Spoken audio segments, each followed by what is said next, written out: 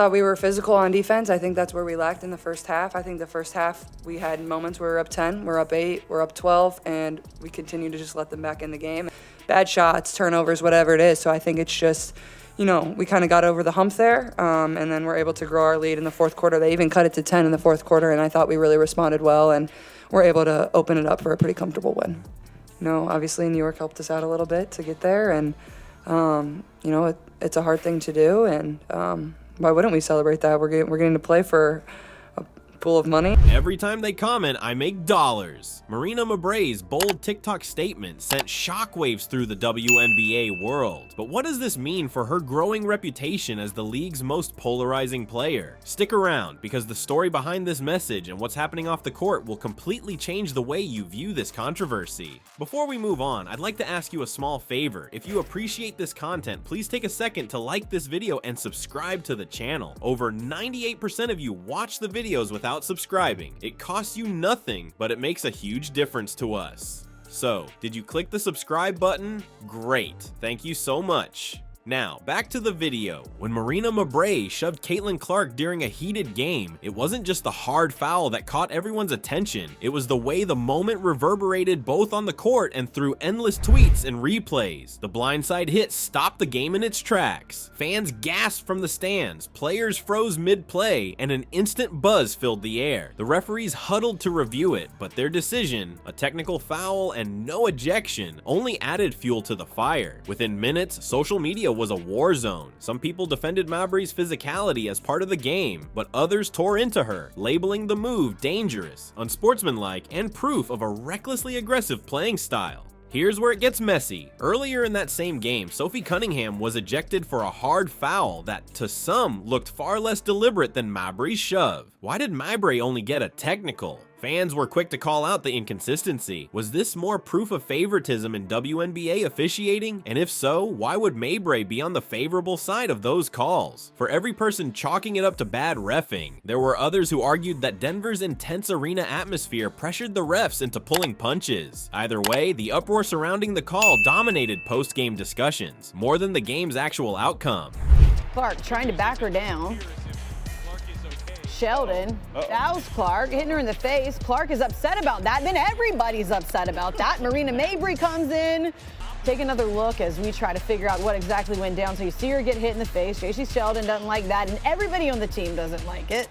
Bad shots, turnovers, whatever it is. So I think it's just, we kind of got over the hump there, and then we're able to grow our lead in the fourth quarter. They even cut it to 10 in the fourth quarter, and I thought we really responded well, and we're able to open it up for a pretty comfortable win. That's pretty fun, and you're competing to win a trophy. It's an extra game for us to get better as well. So obviously we celebrated it, and we're proud of that. And the shove wasn't the only moment that had people questioning the officiating. J.C. Sheldon, under similar scrutiny that night, was accused of poking an opponent in the eye during a scramble, but no call was made. Meanwhile, Caitlin Clark herself wasn't shy about dishing out a few elbows in traffic, earning her share of slow-motion clips online. Yet somehow it was Mabrey who became the star of the controversy, her name trending alongside words like dirty player, or conversely, misunderstood. Maybe that's the real issue. Do only certain players face consequences while others get protected? Some analysts think the WNBA protects its biggest stars to keep the drama alive. Then Mabrey dropped her now famous TikTok quote. She's back in action. Good to see her. Saturday, 7 threes, average distance of 21.8. I thought we were physical on defense. I think that's where we lacked in the first half. I think the first half we had moments where we were up 10, we're up 8, we're up 12, and we continue to just let them back in the game. At the end of the day, I'm here to play basketball, and that's my job. That's what I'm going to do.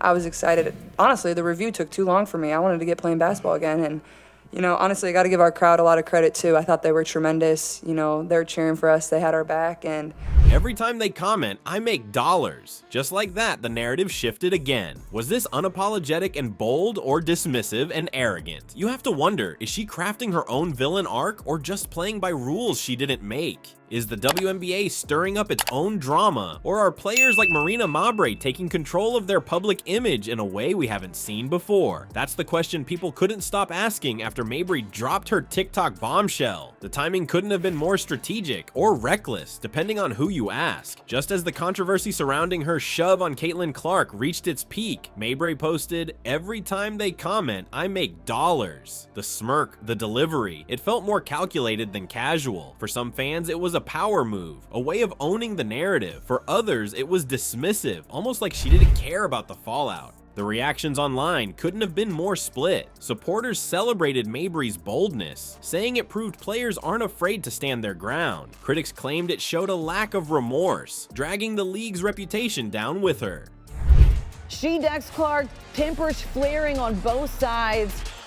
We continue to get these leads, these 8-point leads, these 6-point leads, these 10-point leads, and we just let teams back in the game. And with, I think our focus, though, turns now to this West Coast swing in 3 games. And, how are we going to continue to stack getting better and better and better? We've put 2 good games together, but that's exactly what I did at the rest of the third quarter. I made all 3 free throws, and then it was a tough 3. I was excited about a 3, But this isn't just about one viral video, it's part of a bigger shift in the way WNBA players navigate their image.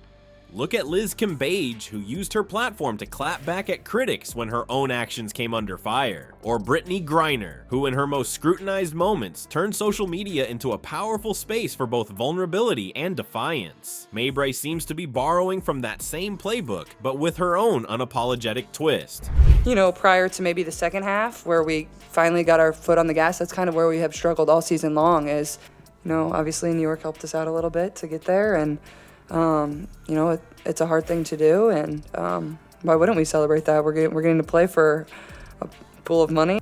I'm a passionate player, but at the end of the day, I'm here to play basketball, and that's what it is, and my game's gonna talk, and that's all that really matters, and I love this game, and I'm gonna give it everything I have, so. Part of what makes this situation so polarizing is the role of social media itself. Athletes are no longer waiting for leagues or traditional media to spin the story. Platforms like TikTok give them an unfiltered line to fans, allowing them to take control, but not without consequences. Mabrey's post struck a nerve because it highlighted something bigger: how the WNBA handles controversy. When the league finally upgraded her foul to a flagrant 2 days later, it felt like a reaction to public pressure, not careful enforcement of the rules. And even then, no suspensions. It left fans wondering, does the WNBA value accountability, or is it just feeding into the drama because it keeps people talking? Maybe this uncertainty isn't a flaw, but a feature of the league's rising culture. Marina Mabrey's unapologetic reaction might look to some like arrogance, but it's hard to deny how much control she's taken over the conversation. By saying, "Every time they comment, I make dollars," she's challenging the old idea that athletes should stay humble or bow to public pressure. Instead, Mabrey's showing us what happens when a player decides to embrace controversy instead of avoiding it. But at what cost? Does this signal a new era of empowerment in women's sports, where players dictate their own image? Or does it risk turning competition into spectacle,